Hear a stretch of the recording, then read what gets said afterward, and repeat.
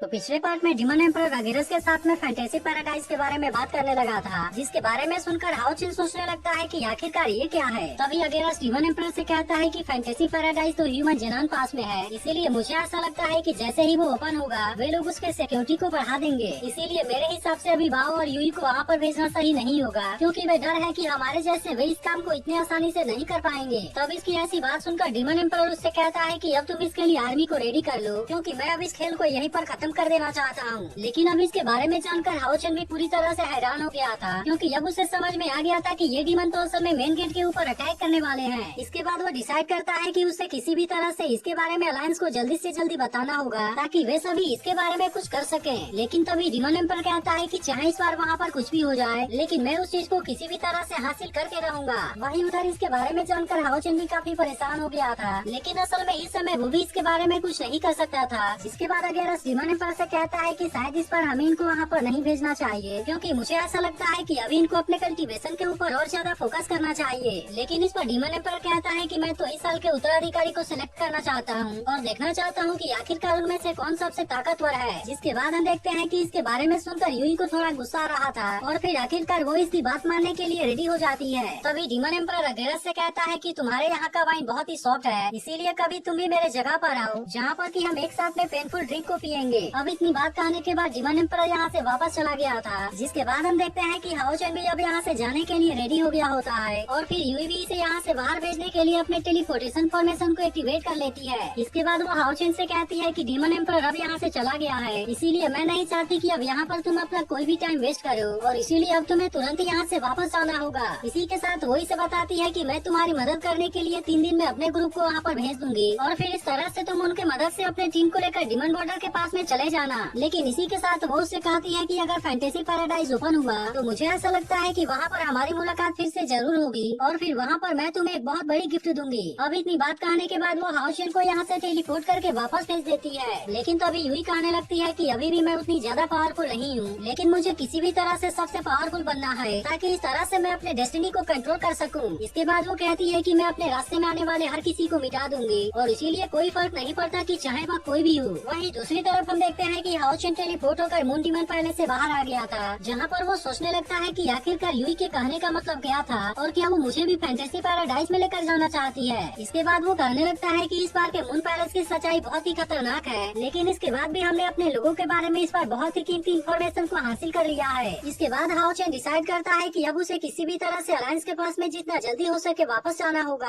अब इसके कुछ देर के बाद हम देखते हैं कि हाओ चन अपने साथियों के पास में वापस आ गया था, जहाँ पर इसे देखते ही हाओ यू भी काफी खुश हो जाता है। जिसके बाद हाओ चन कहने लगता है कि प्रोक्सियान एलेक्सिस से सभी की इंजरी हील हो गई है और इसीलिए वे सभी अब पहले से काफी बेटर हो गए हैं। इसके अलावा हम देखते हैं कि सार की कंडीशन में धीरे धीरे सही हो रही थी, लेकिन इसके बाद भी इसके सेंसेस को वापस आने में काफी टाइम लगेगा। अब इस तरह से हम देखते हैं कि वे सभी यहाँ से वापस आने के लिए रेडी हो गए होते हैं, क्योंकि अब यूई का भेजा हुआ ग्रुप भी यहाँ पर आ गया था और अब इसीलिए वे लोग भी इसमें शामिल होकर यहाँ से अपने घर की तरफ जाने लगे थे। अब इसी तरह से हम देखते हैं कि कुछ टाइम के बाद वे अपने सिटी के नजदीक में भी आ गए होते हैं, जहाँ पर कि वे कॉमर्स चैम्बर के ग्रुप से अलग हो जाते हैं और अब इस तरह से वे अलायंस में रिपोर्ट करने के लिए भी आ गए थे। लेकिन तभी इसी बीच हम देखते हैं कि असैसिन ग्रुप के लोग इनके ऊपर नजर रख रहे होते हैं और फिर इनमें से एक कहता है कि यह तो केवल डिमोशन है, लेकिन इसके बाद भी हमारी मिस सार इतने बुरे तरीके से कैसे जख्मी हो गई। तब इस पर दूसरा लड़का कहता है कि यह सब हाओ चन के वजह से हुआ होगा और मुझे ऐसा लगता है कि शायद वह मिस सार को प्रोटेक्ट करने में फेल हो गया। लेकिन तभी यहाँ पर इनका एक और साथी आकर इनसे कहता है कि यह बात पूरी तरह से सही नहीं है, क्योंकि मैंने अभी सुना कि यह मिशन वांगजी तक भी मूव कर दिया गया है। जिसके बाद हम देखते हैं कि इसके बारे में सुनकर बाकी लोग भी पूरी तरह से हैरान हो जाते हैं। फिर इनका साथी इनसे कहता है कि डिमन हंटर टावर में मिस्टेक हुआ था और इसके वजह से डिमन क्लैन में सार की जान पूरी तरह से खतरे में आ गई थी। अब इसी वजह से वो डिसाइड करते हैं कि उन्हें इनके बारे में शैडो मास्टर को बताना होगा और फिर इसीलिए वे सभी तुरंत यहाँ से इसके लिए चले जाते हैं। वहीं दूसरी तरफ बाकी लोगों को भी पता चल गया था कि यह मिशन तो असल में एक वांगजी मिशन था, जिसके बारे में जानकर लिंक सिंह काफी गुस्सा हो गया होता है। इसके अलावा हम देखते हैं कि सीमा सियांग भी काफी गुस्सा हो गया था और फिर वो कहने लगता है कि तुम्हारे एक गलती की वजह से हम किसी दूसरे मिशन पर चले गए, लेकिन क्या तुम्हें पता भी है कि इसके वजह से हम सभी की जान खतरे में आ गई थी। तब इसके बारे में सुनकर वो आदमी इनसे कहता है कि मैं मानता हूँ कि इसमें हमारी ही गलती है, लेकिन फिर भी चाहे जो कुछ भी हुआ हो तुमने तो इस मिशन को कंप्लीट कर लिया है और इसीलिए डिमन हंटर टावर कंपनसेशन के बदले 20,000 मेरिट पॉइंट देगा।